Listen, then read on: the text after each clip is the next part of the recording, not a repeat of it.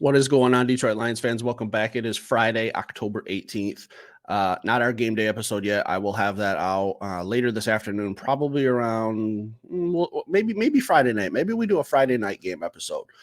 I told you guys that I am not going to discuss any trade rumors unless there was something kind of heating up, unless there was kind of some the ball moving forward with a trade. And I've talked a lot this week about trade options, Myles Garrett, Max Crosby, some guys that I thought were more realistic. But the name that keeps popping up is New York Jets, Haasan Reddick. All right. I've talked about it a little bit, but I'm just going to show you guys some numbers, talk about it a little bit more, and we'll have a discussion about it. Looking at Haasan Reddick, he is one of the best pass rushers in the NFL. Why he wants to trade so much, I don't know. We'll get into that at the end of the show.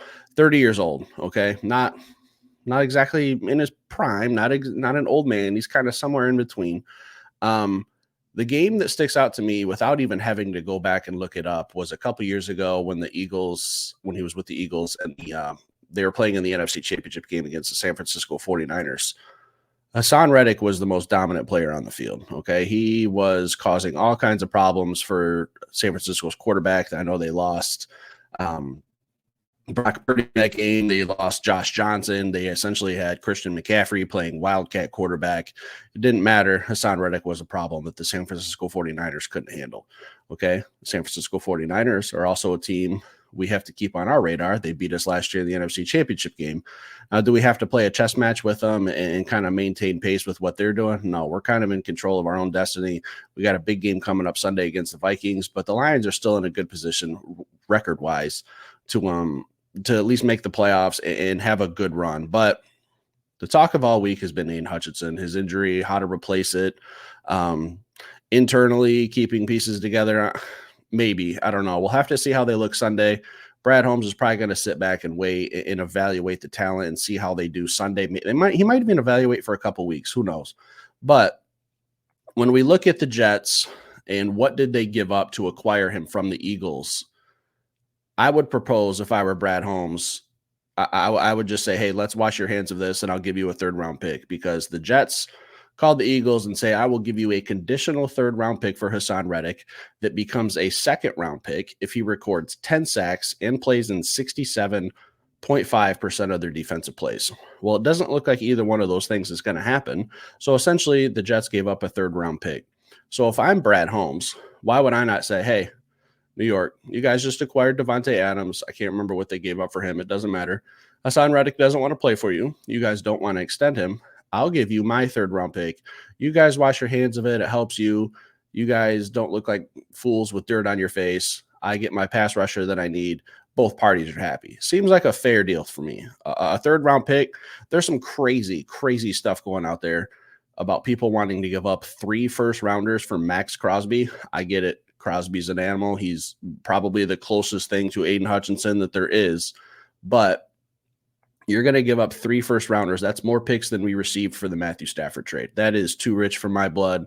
I'm uncomfortable with 2, but willing. 3 is probably out of the question for me. Okay, I get it. They're essentially second-round picks. Trust me, I know how all that works.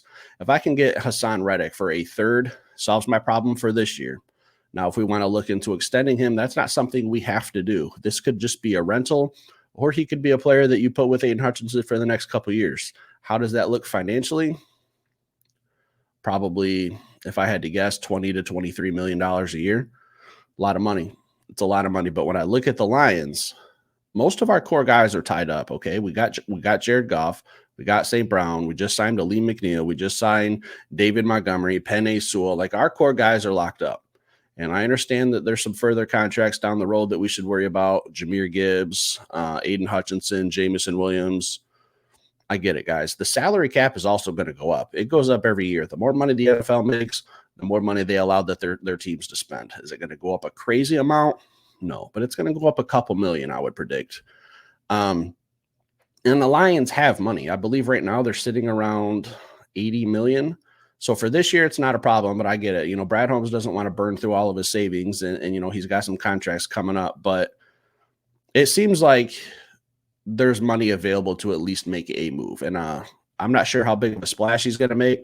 I'm sorry, but when I look at Isaiah Thomas, who we acquired from a practice squad, I just don't know that that's even in the same neighborhood as replacing Aiden Hutchinson's production.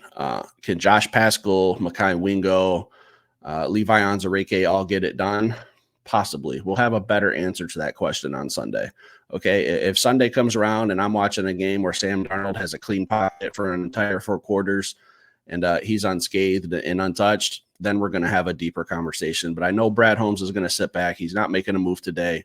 But I did find it interesting that there's a lot of reports out there. Like I said, I wouldn't be doing this episode if there weren't some meat on the bones when it comes to this. Okay, this isn't speculation. There's a lot of reports out there.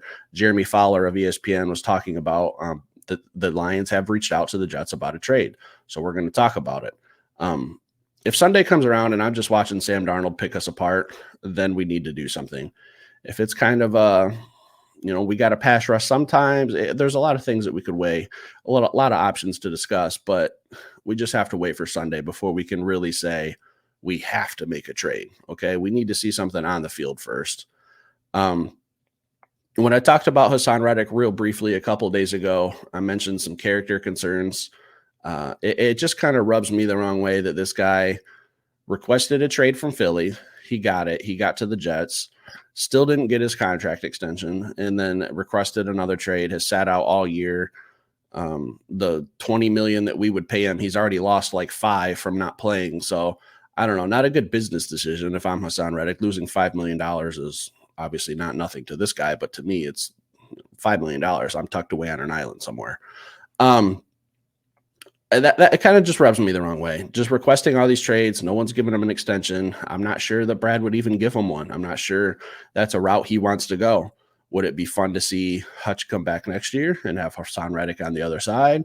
Yeah, I think a 3rd round pick sets your team up very, very nicely. I talked about our draft picks the other day, guys. I'm not giving up 3 first-round picks for a Max Crosby. When I look at who we've drafted the last few years, these draft picks are having a harder and harder time getting on the field, and it's not because of their talent. It's because the Detroit Lions have such a deep roster.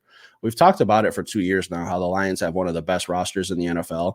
Well, eventually when you get a full squad, it's going to be hard to get on the field even as a young rookie, okay? I talked about, Ennis Rakestraw really only on special teams, Sione Vaki on special teams, and Mekhi Wingo on some spot duty here and there getting on the field. He'll probably get some more playing time now.